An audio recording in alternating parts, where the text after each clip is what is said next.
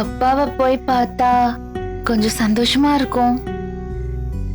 இப்ப எப்படி பாக்குறது இல்ல? சரி, சிக்கன் பிரியாணிக்கு கண்ணை மூடி தியானம் பண்ணோம்ல, அதே மாதிரி இப்ப தியானம் பண்ணலாமா? எங்க அப்பாவை எந்த ஆப்ல வாங்குவீங்க? கண்ணை மூடி பாரு. கண்ணை மூடு. ம்.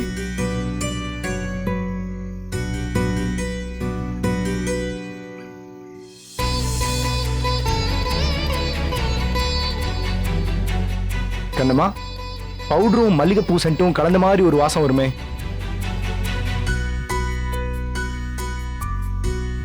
அட, அப்பா வாசனை மாதிரியே இருக்கே.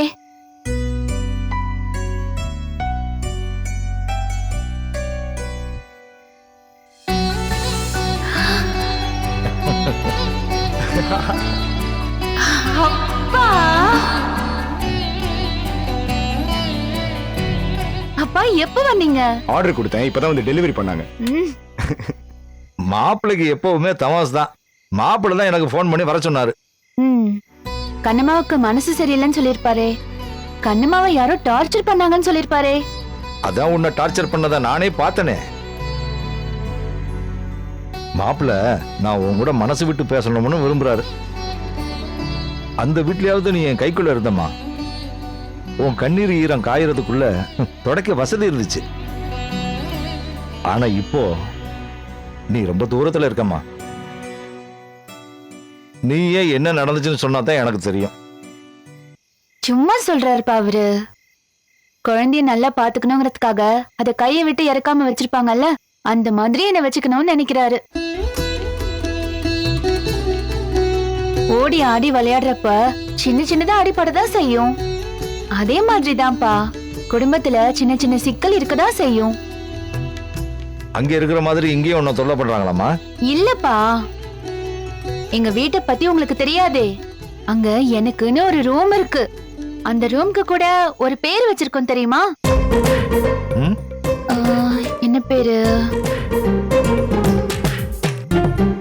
அது என்ன பேரு பாரதி மாமா? இல்ல அது அது அதெல்லாம் ஒண்ணும் இல்ல மாமா. கண்ணம்மா, அது நம்ம எதுக்கு கண்ணம்மா அதெல்லாம்? இப்போ எங்களுக்குன்னு ஒரு ரூம் இருக்கு மாமா, அதான். எதுக்கு சொல்ற? அந்த ரூமுக்கு நிறைய மந்திர சக்தி எல்லாம் இருக்கு. அதாவது பாசிட்டிவ் எனர்ஜி அதிகமா இருக்க ரூம்னு சொல்ற மாமாவ. வாஸ்துலாம் நல்லா இருக்கும். அப்புறம் இது மாமா, உங்களுக்கு ஆபரேஷன் இருக்குல்ல, நீங்க கிளம்புங்க. ஆபரேஷனா? என்ன மாப்பிள்ள சொல்றீங்க? எனக்கு ஆபரேஷன் இருக்குல்ல, நீங்க கிளம்புங்க. அந்த ரூமை பத்தி இன்னும் முழுசா சொல்லலையே. சொல்லிடுறேன், வெயிட் பண்ணுங்க. அந்த ஐயோ பாரதி, எதுவும் வேணாம், வா போலாம். மாமா, என் பேர் தான் கண்ணம்மா, நீங்க பாரதி. பாரதின்னு சொன்னா என்ன, கண்ணம்மான்னு சொன்னா என்ன, எல்லாம் ஒண்ணுதானே. என்ன மாமா? மாமா, நீங்க அடிக்கடி வந்து கண்ணம்மாவை நல்லா பாத்துக்கோங்க. அவகிட்ட மனசு விட்டு பேசுங்க. அவ என்கிட்ட சொல்ல தயங்குற விஷயத்தெல்லாம் உங்ககிட்ட சொல்லுவாள்ல. அப்போ நாங்க வரோம் மாமா. சரிங்க மாப்பிள்ள. அப்பா எப்படி போவாரு? அப்பாவுக்கு அப் அண்ட் டவுன் வண்டி போட்டு வச்சிருக்கேன், அதனால ஒரு பத்திரமா போவார். மாப்பிள்ள ஏதோ அவசரத்துல இருக்காரு போல இருக்கு. நான் அப்புறமா வந்து பாக்குறேம்மா. மாப்பிள்ள பேரை மாத்தி மாத்தி சொல்லும் போதே நீங்க நல்லா இருக்கீங்கன்னு தெரியுது. சரிம்மா, நான் வரேம்மா. மாப்பிள்ள, நான் உத்தரவு வாங்கிக்கிறேன். வரேம்மா. சரிப்பா. இப்ப எதுக்கு சீம் ரூம் பத்தில உங்க அப்பாட்ட சொல்ற? அதெல்லாம் நல்லாவா இருக்கு? இது நமக்குள்ள இருக்க சீக்ரெட் கோட். மக்கு அது கூட புரியல. ஐயோ, அந்த ரூம் பேர் ஜீவம்பா ரூம் இல்ல, மறந்தே போயிட்டேன். அப்பா, அந்த ரூம் பேர் ஜீவம்பா ரூம்.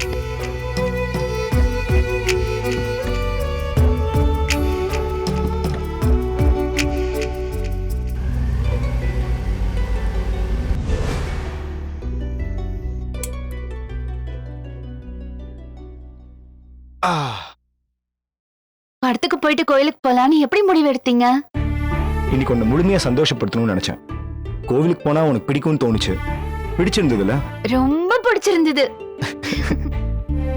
ஆமா, எங்க அப்பாவை வர சொல்லணும்னு உங்களுக்கு எப்படி தோணுச்சு? நீ மனசு விட்டு பேசவே மாட்ற. ஒருவேளை உனக்குள்ள இருக்க விஷயங்களை நீ இறக்கி வைக்கிறதுக்கு நான் சரியான ஆள் இல்லையோன்னு நீ ஃபீல் பண்றியோன்னு தோணுச்சு. அப்பா கிட்ட மனசு விட்டு பேசுவேன்னு நீங்க முடிவு பண்ணிருக்கீங்க. நான் ஒரு கேள்வி கேட்கலாமா? வந்து உட்கார்ந்ததுல இருந்து நீ தானே கேள்வி கேட்கிற, கேளு. என்ன உங்களுக்கு அவ்வளோ பிடிக்குமா? இது என்ன கேள்வி? கேட்ட கேள்விக்கு பதில் சொல்லணும். பதில் கேள்விலாம் கேட்க கூடாது. சொல்லுங்க. என்ன உங்களுக்கு அவ்வளோ பிடிக்குமா? உன்னை எனக்கு அவ்வளவு பிடிக்கும். தேங்க்ஸ். எதுக்கு தேங்க்ஸ்? இன்னைக்கு நீங்க நிறைய வாட்டி எனக்கு ஐ லவ் யூ சொல்லிருக்கீங்க. ஐ லவ் யூவா? நானா? ம்.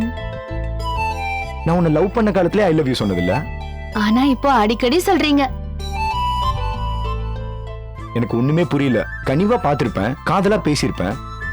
ஆனா ஐ லவ் யூ இதெல்லாம் நான் சொன்னதே இல்லையே. நீ வேற ஏதோ நினைச்சு பேசிட்டு இருக்கேன்னு நினைக்கிறேன். இல்ல? நல்லா யோசனை பண்ணி பாருங்க. நான் அழுதப்போலாம் எனக்கு ஆறுதலா இருந்திருக்கீங்க. நான் சமையல் செய்ய முடியாம கஷ்டப்படக்கூடாதுன்னு ஆர்டர் பண்ணி சூழ்நிலைய சமாளிச்சீங்க. டிக்கெட் கிழிஞ்சு படத்துக்கு போக முடியலன்னு நான் வருத்தப்பட்டப்ப, அவமானமா ஃபீல் பண்ணப்ப வா போலான்னு கையை பிடிச்சு கூட்டிட்டு போனீங்க. இங்க எங்கேயுமே நான் ஐ லவ் யூன்னு சொல்லவே இல்லையே. இது எல்லாமே ஐ லவ் யூ தான். நீங்க என் மேல காட்டுற அன்பு, அக்கறை, அரவணைப்பு, இது எல்லாத்தையும் நான் ஐ லவ் யூவா தான் பாக்குறேன். நீ ஒரு கவிஞர்னு இன்னைக்கு தான் ப்ரூவ் பண்ணிருக்க கண்ணம்மா. சூப்பர். இந்த சிச்சுவேஷனே ஒரு கவிதையா மாத்திட்டல. கொஞ்சம் கண்ண மூட. எதுக்கு? இந்த அறைக்கு ஒரு மந்திரம் போடலாம். ம். ம். கண்ண மூடு. ரெடி? ம். ஜி பூம் பா. ம். கொஞ்சம் சிரிச்சா போதுமே ஜீபுமான்னு சொல்லிடுவீங்களே. நீங்க ஜீபுமான்னு சொன்னதும் சொர்றன்னு வந்து நிக்க நான் ஒண்ணு பூதம் இல்ல. அப்புறம் நான் ஒரு மகாராணி, கட்டளை இடுற மகாராணி. இந்த கொஞ்சல் கொண்டாட்டம்லாம் இப்போ வேணாம். இதெல்லாம் எப்போன்னு இந்த மகாராணி சொல்லுவா. ம்? அப்ப அது வரைக்கும் அது வரைக்கும் குட் நைட். கோயில் பிரகாரம்லாம் சுத்தி காலெல்லாம் வலிக்குது கண்ணம்மா. கொஞ்சம் புரிஞ்சுக்கோ கண்ணம்மா. என்ன சொன்ன? கண்ணம்மாவா? ஆமா, பாரதி மாமாக்கு நான் கண்ணம்மானா எனக்கு பாரதி மாமா என் செல்ல கண்ணம்மா. ஐயோ கண்ணம்மா, இதுக்கே கட்டி பிடிக்கணும் போல இருக்கே. Good night Kannamma. Kannamma good நைட்டா? கண்ணம்மா போய் தூங்குங்க. Good night.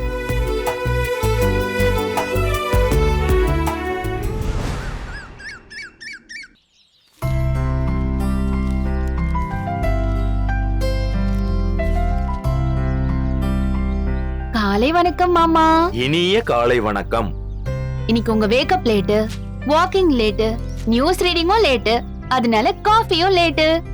அதுவாமா, வாக்கிங் முடிச்சிட்டு வீட்டுக்கு வரும்போது ஒரு காஃபி ஷாப்பை பார்த்தேன். சரி அங்கேயே ஒரு காஃபி குடிச்சிடலாம்னு போய் நின்னா அதுக்குள்ள டெய்லி உன் கையால தான் ஃபர்ஸ்ட் காஃபி குவாலிட்டி காஃபியா குடிப்பேங்கிறதால காஃபி ஷாப்ல குடிக்கிற காஃபி ஐடியா விட்டுட்டு நேரா இங்க வந்துட்டேன். அதான் கொஞ்சம் லேட். ஆமா, இப்ப எத்தனாவது பக்கம் படிக்கிறீங்க? இப்ப வா, 8வது பக்கம்.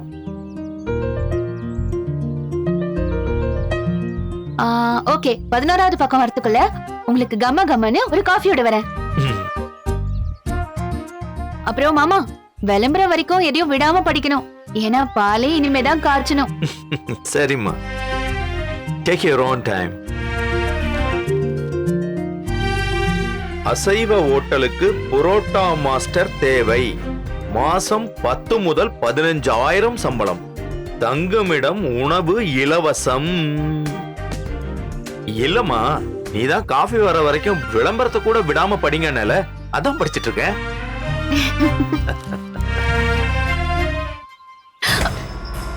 சாரி, தெரியாம அடிச்சிட்டேன்.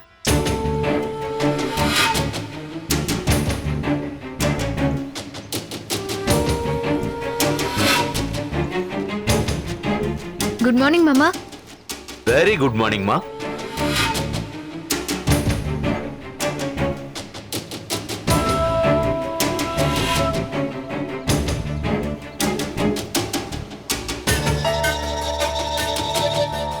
என்னம்மா,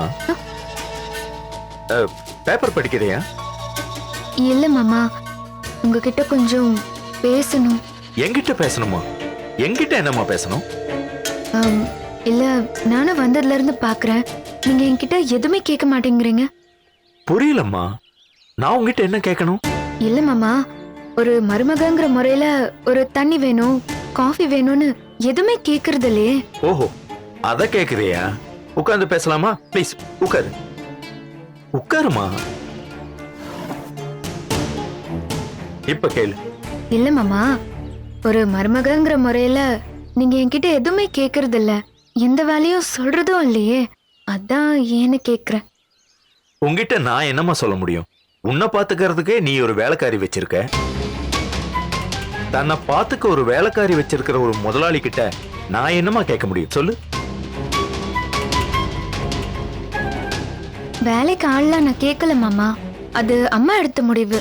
ஓ, வெரி குட். உங்க அம்மா எடுத்த டெசிஷன்.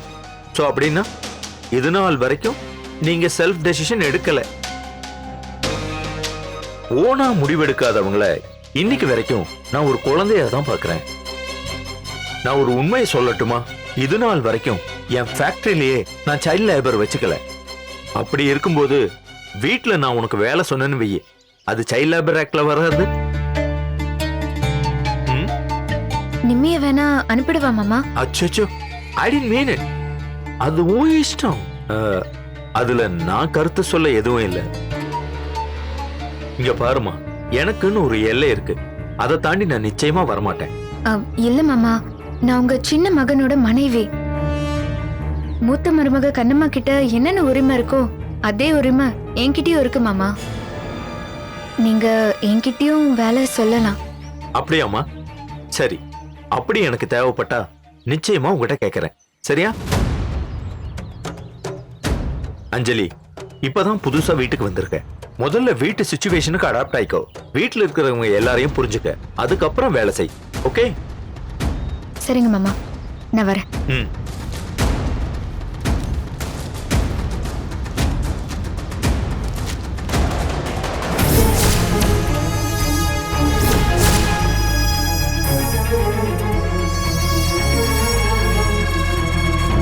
மாமா, தேங்க்யூமா, தேங்க்யூ.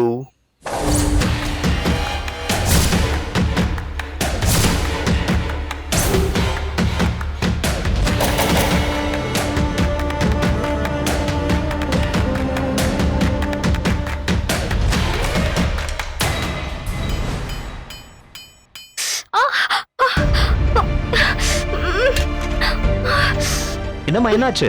சித்தப்பா, என்ன? சுத்தியலால கையில அடிச்சுக்கிட்டேன். என்னம்மா விளையாட்டு பொண்ணா இருக்க நீ? எப்படி ஆச்சு? போட்டோ மாட்டலான்னு பார்த்தேன், சுத்தியலால கையில அடிச்சுக்கிட்டேன். போட்டோ மாட்டலான்னா?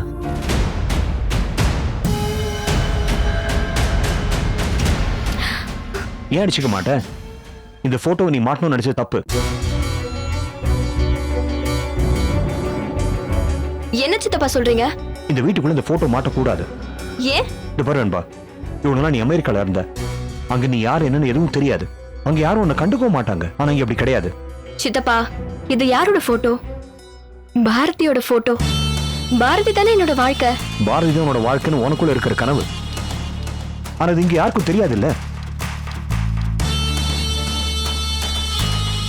அது கனவு இல்ல, நாளே நிஜம். என்னோட உறுதி. அது உங்களுக்கு தெரியாதுல்ல சித்தப்பா. வாழ்ந்தா அவன் கூட தான் வாழணும், செத்தா அவன் நினைப்புலதான் சாகணும்னு இருக்கிறவனா? இங்க பாருமா, நான் அந்த விமர்சனத்துக்கே வரல. ஏன்னா அது பேசி பேசி சலிச்சு போன விஷயம். அவன் மேல இருக்கிற காதல் பைத்தி காத்தன்னு சொன்னா நீ ஒத்துக்க போறியா? சித்தப்பா, அந்த கோவம் தப்பு. அப்படின்னா நீங்க பாரதியை பத்தி பேசுறதும் தப்புதான். பாரதி பத்தியே பேச வரல. ஒன்னையும் பாரதி தெரிஞ்சவங்க நிறைய பேர் இங்க இருக்காங்க. அதுல யாராவது ஒருத்தர் உன்னை பார்க்க வந்தவங்க ஒருவேளை கண்ணு இந்த போட்டோ படுதுன்னு வச்சுக்கோயேன், பெரிய வம்பா போயிடும். வரட்டும், நான் உன்னை எதுக்கும் பயந்தவே இல்லையே. நீ கவலைப்பட மாட்ட வெம்பா. ஆனா தேவையில்ல ஒருத்தரோட வாழ்க்கையில கல் எரிஞ்சு சலனத்தை உண்டாக்க வேண்டாம்ல? சித்தப்பா, ஒரு பழைய பழமொழி ஒண்ணு சொல்லுவாங்கல்ல, கலங்கன குட்டை தெளிவுன்னு. அப்படி ஒரு சலனம் ஏற்பட்டு தெளிவு கிடைச்சிச்சுன்னா நல்லது தானே? உன்கிட்ட பேசி எதுவும் புரிய வைக்க முடியாது. நான் ஒண்ணு சொல்றேன், இந்த போட்டோ இந்த வீட்டுல மாட்டக்கூடாது. மாட்டினா? இந்த பாரு வெம்பா, விதண்டாவாதமா பேசாத. உனக்கு நல்லது கெட்டது எடுத்து சொல்லதான் நான் இங்க இருக்கேன். நீ உன் இஷ்டத்துக்கு நடப்பேன்னு சொன்னா அது ஒரு மோன காட்சியை பார்க்க நான் தயாரா இல்ல. அப்படிதான் நீ இருப்பேன்னா நான் கிளம்புறேன். ஏதாவது ஒரு சொல்ல கேட்கணும்ல. ரொம்ப புலம்பாதீங்க சித்தப்பா. இப்ப என்ன, இந்த போட்டோவை இங்க மாட்டக்கூடாது அவ்வளவுதானே? சரி, மாட்டல. குட். இந்த போட்டோவை மாட்டுறத வேணா நீங்க தடுக்கலாம், ஆனா நான் பாரதி அடையறத யாராலையும் தடுக்க முடியாது.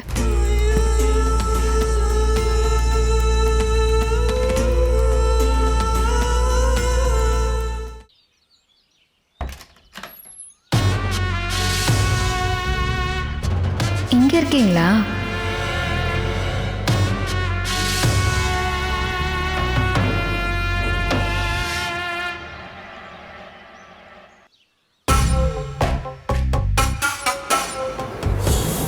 அத்தை, என்னம்மா களைச்சு போய் வந்திருக்க? களைப்பு உடம்புல இல்ல அத்தை, மனசுல தான். அதுவும் உங்களை நினைச்சு.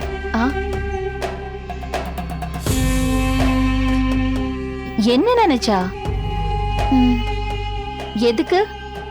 இத சொல்லலாமான்னு எனக்கு தெரியல, ஆனா சொல்லாம இருக்க கூடாதுன்னு தோணுது அத்தை.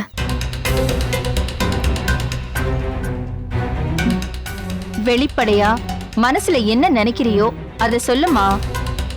அதுக்கான எல்லா சுதந்திரமும் உனக்கு இருக்கு. இந்த வீட்ல தனி ஆளா இருக்கீங்க அத்தை.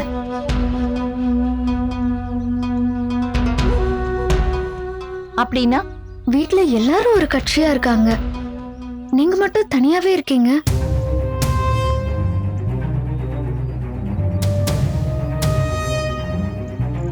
ஆமா அஞ்சலி, ஆனா இது வழக்கம் இல்ல. இந்த வீடு என்னோட கண்ணசைவுல தான் நடந்துட்டு இருந்தது. பாரதியில இருந்து உங்க மாமால இருந்து யாரும் என்னோட பேச்ச தட்டினதே இல்ல. அப்படி இருந்தாதான் அத்தை இந்த வீடு அழகா இருக்கும்.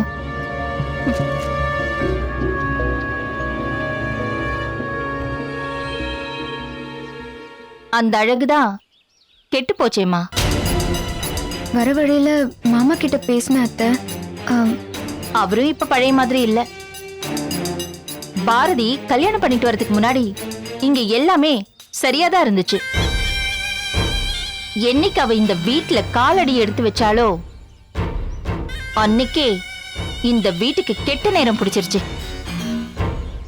மெதுவா எல்லாருமே அவ பக்கம் சாய ஆரம்பிச்சிட்டாங்க. இப்போ நீ சொன்ன மாதிரி நான் தனியா தான் இருக்கேன். நீங்க எவ்வளவு பெரிய ஆளுமை, நீங்க இப்படி இருக்கலாமா? இது எல்லாத்தையும் சரி பண்ண ஒரு நிமிஷம் தான் ஆகும். சீட்டு கட்டல கலைச்சு போட்டுட்டு ஆடுற மாதிரி எல்லாத்தையும் கலைச்சிட்டு ஒரு ஆட்டம் ஆடலாம். கம்பெனி பொறுப்பேத்துக்கிட்ட இந்த 28 வருஷத்துல எத்தனை யூனியன் லீடர்ஸ பார்த்திருப்பேன், எத்தனை லேபர்ஸோட ப்ராப்ளம் ஃபேஸ் பண்ணிருப்பேன். அப்படிப்பட்டேன்னா இப்படி அமைதியா இருக்கேன்னா அதுக்கு காரணம் பாரதி. அவ மேல இருக்கிற அன்பு. அன்புக்காக எதை வேணாலும் செய்யலாம் அத்தை. அதான் பல்ல கடிச்சுக்கிட்டு எல்லாத்தையும் சகிச்சுக்கிட்டு இருக்கேன். நீங்க இப்படி இருக்கிறது எனக்கு ரொம்ப கஷ்டமா இருக்கு அத்தை. காடுன்னா அதுல சிங்கம் தான் ராஜாவா இருக்கணும். நீங்க தான் இந்த வீட்டோட சிங்கம்.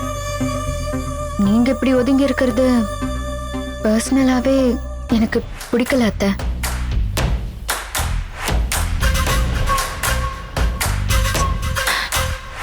எனக்கும் தான் பிடிக்கல. ஆனா எனக்கு வேற வழி இல்ல. புரியுது அத்தை. அதனாலதான் நான் ஒரு முடிவு எடுத்திருக்கேன். யார் எப்படி இருந்தாலும் நான் உங்க பக்கம் எப்பவுமே உங்க கூடவே இருப்பேன்.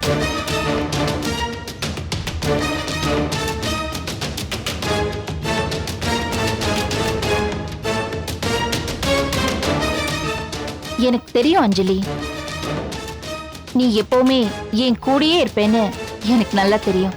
இன்னொரு விஷயத்தையும் நாம கவனிக்கணும் அத்தை.